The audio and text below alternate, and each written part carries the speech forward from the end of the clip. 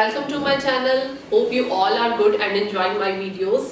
As I told you in my earlier video that in my next video I am going to explain all the marking criteria as well as the evaluation criteria of the writing, both the writing task 1 and task 2. So let us start. ਹੁਣ ਜਿੱਦਾਂ ਕਿ ਤੁਸੀਂ screen ਤੇ ਦੇਖ ਰਹੇ ਹੋ ਕਿ IELTS ਦੇ ਮਾਰਕਿੰਗ ਕ੍ਰਾਈਟੇਰੀਆ ਦੋਨੋਂ ਟਾਸਕ ਦੇ ਮੈਂ ਸ਼ੋ ਕਰ ਰਹੀ ਹਾਂ ਤੁਹਾਨੂੰ। ਲੈਫਟ ਸਾਈਡ ਤੇ ਹੈ ਰਾਈਟਿੰਗ ਟਾਸਕ 1 ਤੇ ਦੂਸਰੀ ਸਾਈਡ ਤੇ ਰਾਈਟਿੰਗ ਟਾਸਕ 2। ਹੁਣ ਐਗਜ਼ਾਮਪਲ ਦੇ ਤੌਰ ਤੇ ਵੈਸੇ ਮੈਂ ਇੱਕ ਇੱਥੇ ਐਗਜ਼ਾਮਪਲ ਹੀ ਲਈ ਹੈ, ਠੀਕ ਹੈ, ਤੁਹਾਨੂੰ ਸਾਰਿਆਂ ਨੂੰ ਐਕਸਪਲੇਨ ਕਰਨ ਵਾਸਤੇ। ਜਿੱਦਾਂ ਕਿ task achievement, coherence and cohesion, lexical resources, grammatical range and accuracy. ਹੁਣ जो चार है ये इवैल्यूएशन क्राइटेरिया आ, ये मार्किंग क्राइटेरिया है राइटिंग दे, इन्हां ते ही बेस्ड जो साडी राइटिंग दी चैकिंग हुंदी है ते मार्किंग हुंदी है, राइट। हुण जो मैं एग्जांपल लई ओदे अकॉर्डिंग जो टास्क अचीवमेंट है ओदे विच मैं 7 बैंड्स दित्ते हैं फॉर सपोज एक स्टूडेंट नू, राइट। कोहरेंस कोहीजन दे विच मैं 7.5 दित्ते हैं, लैक्सिकल रिसोर्सेस दे विच 6.5 and grammatical range and accuracy दे विच 7। सो हुण मैं इहदा ओवरऑल किद्दां कड्डूंगी। टोटल स्कोर्स जिन्ने भी है बनदे पे मेरे 7 प्लस 7.5 प्लस 6.5 प्लस 7, ये चारों क्राइटेरियाज दे बैंड्स नू मैं कैलकुलेट कर लिया, प्लस कर लिया, इन्हां दा सम कर लिया। फाइनली जिहड़ा मेरे को सम आया 28 आया, तो मैं डिवाइड करूंगी इहनू 4 दे नाल, means average of all the criterias, ठीक है। हुण 28 डिवाइडेड बाय 4 साडे को जो रिजल्ट आया वो आया 7। इट मींस जो मेरे राइटिंग टास्क 1 दे विच बैंड्स बन रहे ने वो 7 बन रहे ने। ਇਹ ਹੈ ਰਾਈਟਿੰਗ ਟਾਸਕ 1 ਦੀ ਮਾਰਕਿੰਗ ਦਾ ਕ੍ਰਾਈਟੇਰੀਆ। ਇਦਾਂ ਹੀ ਰਾਈਟਿੰਗ ਟਾਸਕ 2 ਦੀ ਮਾਰਕਿੰਗ ਦਾ ਕ੍ਰਾਈਟੇਰੀਆ ਵੀ ਬਿਲਕੁਲ ਸੇਮ ਹੈ, ਜੋ ਕਿ ਅਲੱਗ ਤੋਂ ਕੀਤਾ ਜਾਂਦਾ ਹੈ, ਜਿਹਦੇ ਵਿੱਚ ਤੁਸੀਂ ਦੇਖ ਸਕਦੇ ਹੋ task response means task achievement ਇੱਕ ਹੀ ਚੀਜ਼ ਕਾਊਂਟ ਹੁੰਦੀ ਹੈ। ਉਹਦੇ ਵਿੱਚ ਉਹ ਸਟੂਡੈਂਟ ਨੂੰ ਮਿਲੇ ਨੇ 6 ਬੈਂਡ, ਕੋਹਰੈਂਸ ਐਂਡ ਕੋਹੀਜਨ ਦੇ ਵਿੱਚੋਂ ਮਿਲੇ ਨੇ 7, lexical resources 7 and grammatical range and accuracy 6। ਹੁਣ ਅਗੇਨ ਮੈਂ ਇਹਦਾ ਵੀ ਓਵਰਆਲ ਕੱਢਣ ਵਾਸਤੇ ਕੀ ਕਰੂੰਗੀ, बैंड स्कोर कटन ली सारे का सम करके डिवाइडेड बाय 4 कर दूंगी, क्योंकि ये चार क्राइटेरिया से एवरेज तुहानू सारे नू पता ही है आपां किद्दां कड्डी दी है। तो ये डिवाइड करके मेरे को जो बैंड्स बन रहे ने वो 6.5 बन रहे ने।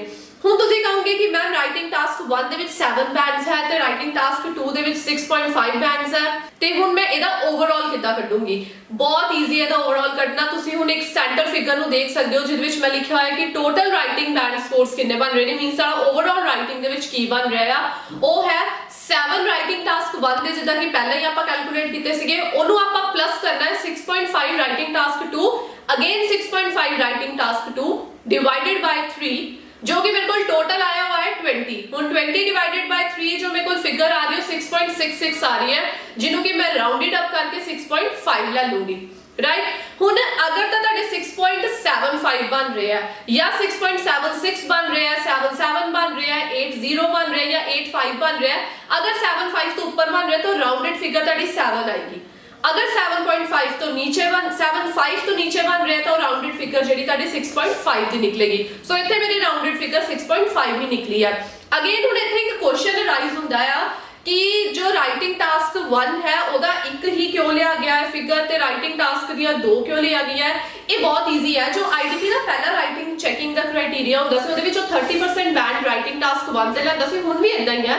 टास्क 2 दे 70% लैंदा सी, बट जो पहला क्राइटेरिया सी वो 3:6 दा सी। 3 बैंड्स कैलकुलेट हुंदे सी राइटिंग टास्क 1 दे ते 6 दे विचों टोटल कैलकुलेट हुंदे सीगे राइटिंग टास्क 2 दे, बट हुण 9 ही राइटिंग टास्क 1 दे कंसीडर हुंदे ते 9 ही राइटिंग टास्क 2 दे कंसीडर हुंदे है।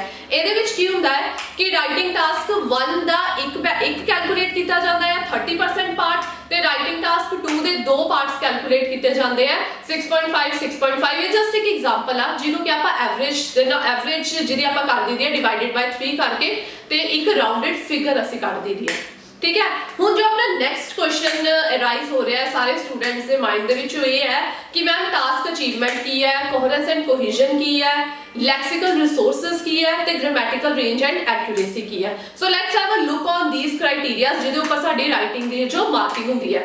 जिद्दां कि हुण तुसीं इस फोटो दे विच देख रहे हो,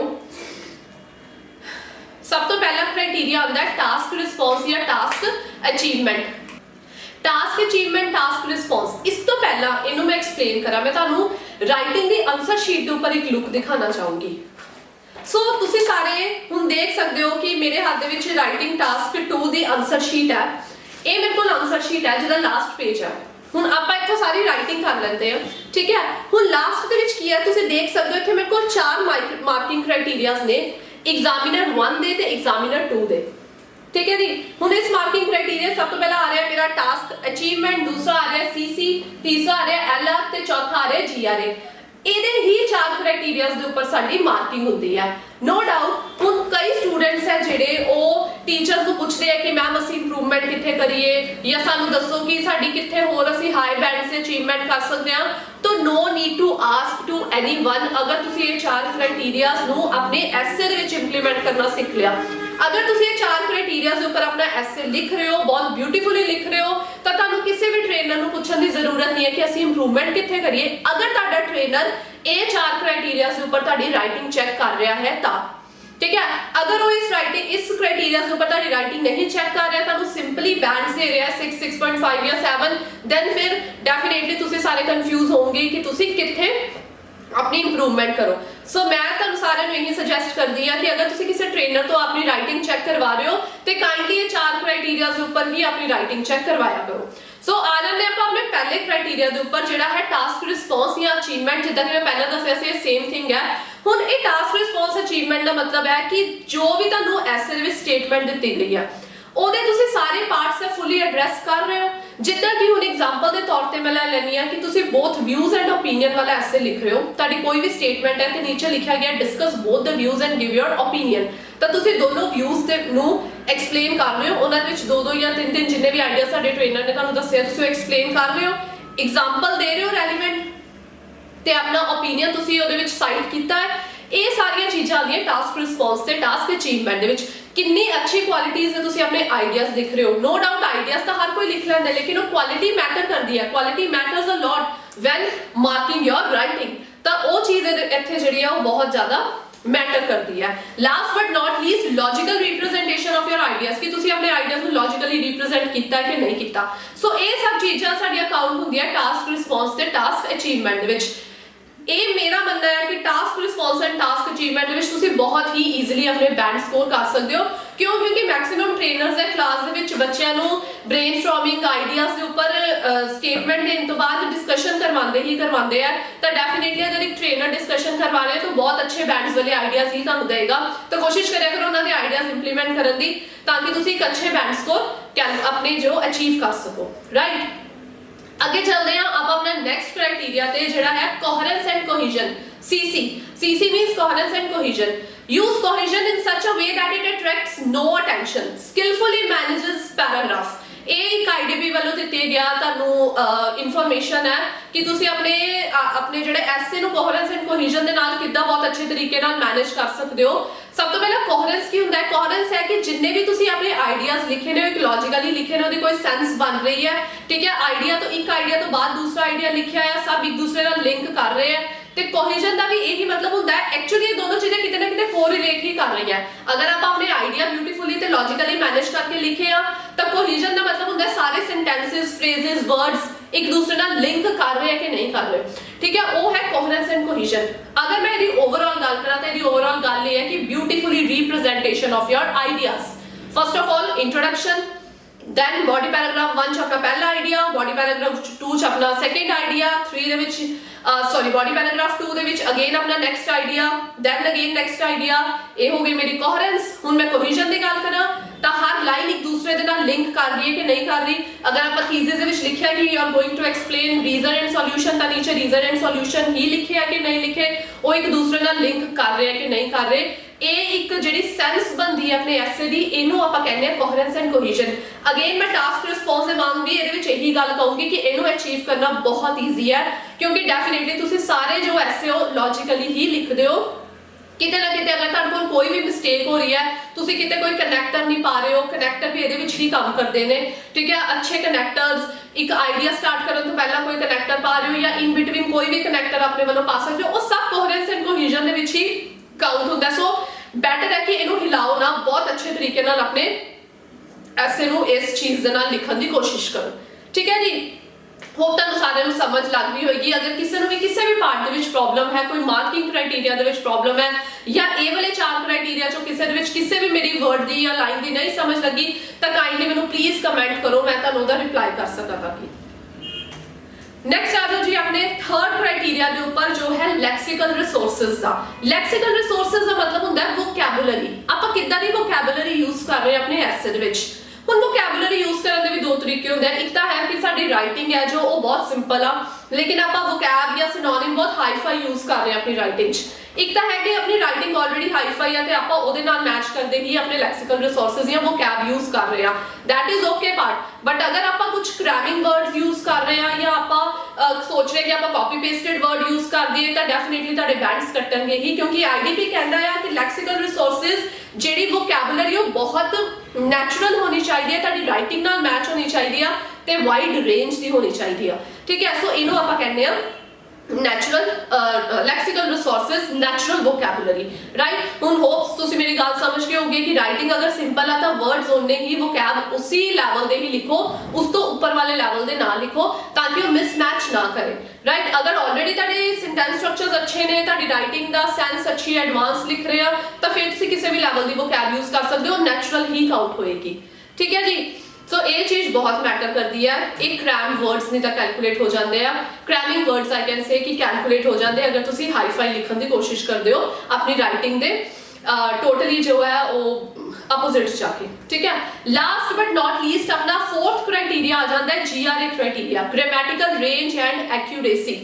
ਹੁਣ wide range of structures with fully flexible and accuracy, rare minor error जो है allow ਹੁੰਦੇ ਆ, slips rare minor slips I can say जो ग्रामर ਦੇ allow ਹੁੰਦੇ, ਲੇਕਿਨ ਬਹੁਤ rare, again मैं word ਤੇ focus ਕਰੂੰਗੀ, ਬਹੁਤ rare।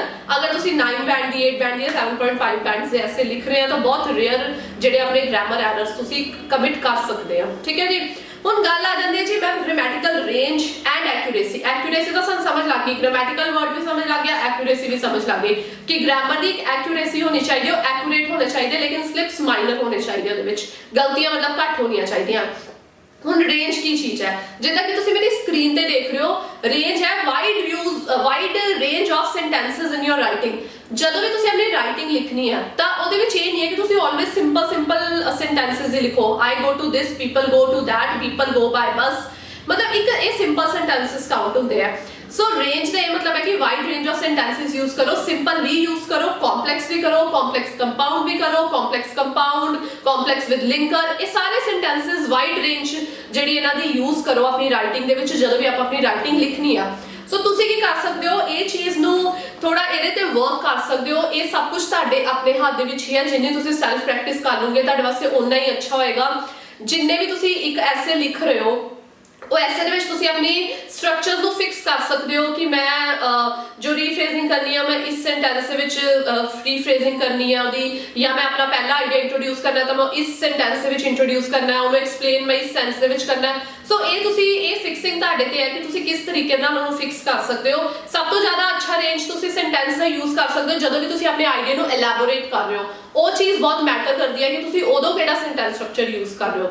ਸੋ ਸੈਂਟੈਂਸ ਸਟਰਕਚਰ ਬਹੁਤ ਮੈਟਰ ਕਰਦੇ ਔਰ ਇਹਨਾਂ ਨੂੰ ਪੜ੍ਹਨਾ ਬਹੁਤ ਈਜ਼ੀ ਹੈ। ਮੈਂ ਬਹੁਤ ਜਲਦੀ ਇਹਦੇ ਤੇ ਵੀ ਇੱਕ ਵੀਡੀਓ ਤੁਹਾਡੇ ਵਾਸਤੇ ਲੈ ਕੇ ਆਉਂਗੀ ਜਿਹਦੇ ਤੇ ਮੈਂ ਸਾਰੇ ਦੇ ਸਾਰੇ ਸੈਂਟੈਂਸ ਸਟਰਕਚਰਸ ਤੁਹਾਨੂੰ ਸਿਖਾਉਂਗੀ ਕਿ ਆਪਾਂ ਸੈਂਟੈਂਸਸ ਨੂੰ ਕਿੱਦਾਂ ਬਣਾਉਂਦੇ ਆ, ਜਿੱਦਾਂ ਆਪਾਂ ਕੰਪਲੈਕਸ ਕਿੱਦਾਂ ਬਣਾਉਂਦੇ ਆ, ਕੰਪਾਊਂਡ ਕਿੱਦਾਂ ਬਣਾਉਂਦੇ ਆ, ਬਿਕੋਜ਼ ਇਹ ਚੀਜ਼ ਬਹੁਤ ਮੈਟਰ ਕਰਦੀ ਹੈ। ਗ੍ਰਾਮਰ ਹਰ ਇੰਗਲਿਸ਼ ਦੇ ਪਾਰਟ ਦੇ ਵਿੱਚ ਜਿਹੜੀ ਉਹ ਮੈਟਰ ਕਰਦੀ ਹੈ, ਚਾਹੇ ਆਪਾਂ ਰਾਈਟਿੰਗ ਕਰੀਏ ਚਾਹੇ ਆਪਾਂ ਸਪੀਕਿੰਗ ਕਰੀਏ, ਹਰ ਚੀਜ਼ ਦੇ ਉੱਪਰ ਆਪਣੀ ਇੰਗਲਿਸ਼ ਬਹੁਤ ਮੈਟਰ ਕਰਦੀ ਹੈ। ਸੋ ਇੰਗਲਿਸ਼ ਉਦੋਂ ਹੀ ਵਧੀਆ ਬਣ ਸਕਦੀ ਹੈ ਜਦੋਂ ਸਾਡੀ ਗ੍ਰਾਮਰ ਵਧੀਆ ਹੋਊਗੀ, ਸਾਨੂੰ ਸੈਂਟੈਂਸ ਬਣਾਉਣੇ ਆਉਂਦੇ ਹੋਣਗੇ, ਉਸ ਕੇਸ ਦੇ ਵਿੱਚ ਹੀ ਸਾਡੀ ਜਿਹੜੀ ਹੈ ਇੰਗਲਿਸ਼ ਬਹੁਤ ਅੱਛੀ ਰਿਪਰੈਜ਼ੈਂਟ ਹੋ ਸਕਦੀ ਹੈ। ਠੀਕ ਹੈ, ਸੋ ਇਹ ਸੀਗਾ ਮੇਰਾ ਅੱਜ ਦਾ ਸੈਸ਼ਨ। ਮੈਂ ਉਮੀਦ ਕਰਦੀ ਹਾਂ ਕਿ ਤੁਹਾਨੂੰ ਇਹ ਸੈਸ਼ਨ ਮੇਰਾ ਪਸੰਦ ਆਇਆ ਹੋਊਗਾ ਤੇ ਤੁਹਾਨੂੰ ਪਤਾ ਲੱਗ ਗਿਆ ਹੋਊਗਾ ਕਿ ਰਾਈਟਿੰਗ ਦੀ ਜਿਹੜੀ ਚੈਕਿੰਗ ਹੈ ਉਹ ਆਈਡੀਪੀ ਕਿਸ ਬੇਸਿਸ ਤੇ ਕਰਦਾ ਹੈ ਤੇ ਸਾਡੇ ਬੈਂਡਸ ਕਿੱਦਾਂ ਕੈਲਕੂਲੇਟ ਹੁੰਦੇ ਨੇ, ਟਾਸਕ 1 ਚੋਂ ਕਿੰਨੇ ਚੱਕੇ ਜਾਂਦੇ ਨੇ ਤੇ ਟਾਸਕ 2 ਦੇ ਵਿੱਚੋਂ ਕਿੰਨੇ ਚੱਕੇ ਜਾਂਦੇ ਨੇ।